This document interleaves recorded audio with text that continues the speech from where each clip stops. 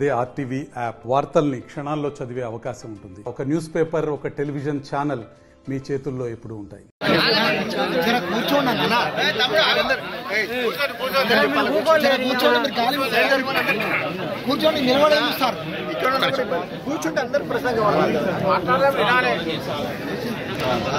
మా బాధ కూడా అర్థం చేసుకుంటాం. కుటుంబ పరిస్థితి కూడా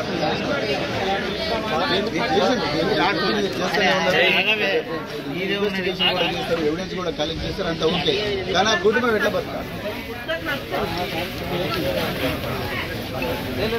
మిమ్మల్ని తప్పు పడతలేదు సార్. మీరు చేసే పని మీరు కరెక్ట్ చేసిరు. ఇప్పుడు ముసలోళ్ళ ఆమె మరి ఆమె పరిస్థితి ఏంది అది చెప్పి సాయం చేయండి. మీరు ఏమంటారు? టార్చర్ చేసి ఆ కుటుంబానికి ఏ దిక్కు లేకుండా చేసింది.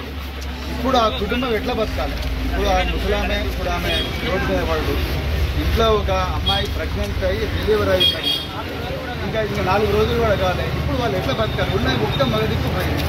ఇప్పుడు ఆ ఎవడైతే నిందితుడు ఉన్నాడో, నిందితుడు చనిపోయిన మృతుడి కుటుంబానికి ఏ విధంగా న్యాయం చేస్తాడు అనేది మీరు చెప్పండి. మీరు చట్ట ప్రకారంగా చట్ట ప్రకారంగా మీరు ఏ విధంగా చేయాలని చేస్తున్నారు. మీరు ఫ్యూచర్లో కూడా చేస్తారు. ఇప్పుడు వీళ్ళందరూ ఎవిడెన్స్ కూడా మీరు కలెక్ట్ చేస్తారు. ఆయన చచ్చిపోయినప్పుడు, చచ్చిపోక ముందు మరణ వాంగ్మూలం ఇచ్చి కూడా చనిపోయిన ఆ వీడియోలన్నీ కూడా మీ దగ్గర ఉన్నాయి. రాబోయే రోజులు ఎట్లయినా వాడు తప్పకుండా 10 సంవత్సరాలు శిక్ష పడాలి. కానీ ఇప్పుడు ఈ కుటుంబానికి ఎట్లా న్యాయం చేస్తారు? వీళ్ళకు మరి ఈ ఎక్కడితే డొక్కాడిన కుటుంబాలు ఆగరగూడ నుంచి వచ్చిండ్రు. వీళ్ళు 2 ఎకరాలు కూడా చక్కగా లేదు, కూలీ చేసుకునే పరిస్థితిలో మరి ఇక్కడికి వచ్చి పనిచేసుకుంటూ ఉంటున్నారు. దాంతో వీడేసే దౌర్జన్యాలు, దాస్తికాలు ఇవన్నీ భరించలేక మరి చివరికి వాళ్ళమ్మ కూడా కాళ్ళ మీద పడితే కూడా కనికరించలేని పరిస్థితి. మరి ఇప్పుడు వీళ్ళ కుటుంబం ఎట్లా బతకాలి?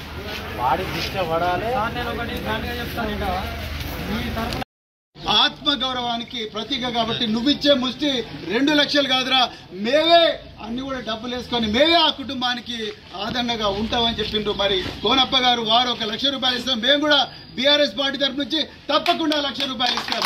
ఇచ్చి ఇంకా ఎంతమంది వీలైతే అంతమంది పైసలు వేసుకొని ఈ కుటుంబానికి అండగా ఉందాం. అదేవిధంగా మరి ఇంకోటి కూడా పోలీసులు రిక్వెస్ట్ చేస్తున్నా సార్, మీకు తెలియంది కాదు, ఇక్కడ కాంగ్రెస్ పార్టీ ఫ్లెక్సీలు పెట్టుకొని పేద ప్రజలందరినీ కూడా భయపెట్టించి వాళ్ళు ₹1 రేటు ఉంటే ₹2 రేటు ఉంటే ₹4 పెట్టి మరి అలా ఘోరంగా దోపిడీ చేస్తున్నారు. కాబట్టి దయచేసి విజిలెన్స్ దాడులు వీళ్ళ మీద చేయించాల్సిందిగా కూడా నేను కోరుకుంటున్నాను.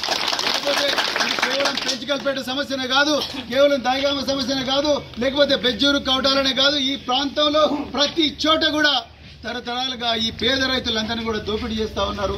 వాళ్ళు మాత్రం బాగుంటున్నారు, వీళ్ళు మాత్రం ఇట్లనే ఉంటున్నారు. అంతవరకు మేము మళ్ళీ ఒకసారి రిక్వెస్ట్ చేస్తున్నాం, వాళ్ళ భార్యను, కృష్ణ వాళ్ళ భార్యను కూడా అరెస్ట్ చేయాలి. అదేవిధంగా వీళ్ళ మీద విజిలెన్స్ దాడులు కూడా చేయాలి. అదేవిధంగా నేను మళ్ళీ ఇక్కడ ప్రాంత ప్రజలందరూ కూడా చెప్తున్నా, నేను ఒక మాజీ పోలీస్ అధికారిగా చెప్తున్నా, ఈ కేసులో తప్పకుండా శిక్ష పడుతుంది. ఎందుకంటే రాజశేఖర్ చనిపోయేటప్పుడు తన చావుకు కారకులు ఎవరో వీడియోలో చెప్పిండు. అదే విధంగా రాజశేఖర్ బంధువులందరూ కూడా ఆయనకు జరిగిన అన్యాయాన్ని చూసిండ్రు. వాళ్ళమ్మ కూడా మరి ఈ విషయాన్ని తెలుసు, ఆమెకు కూడా తెలుసు. అదే విధంగా రాజశేఖర్ చనిపోక ముందు వాళ్ళ బావకు ఒక సూసైడ్ నోట్ కూడా ఇచ్చి పంపించిండు.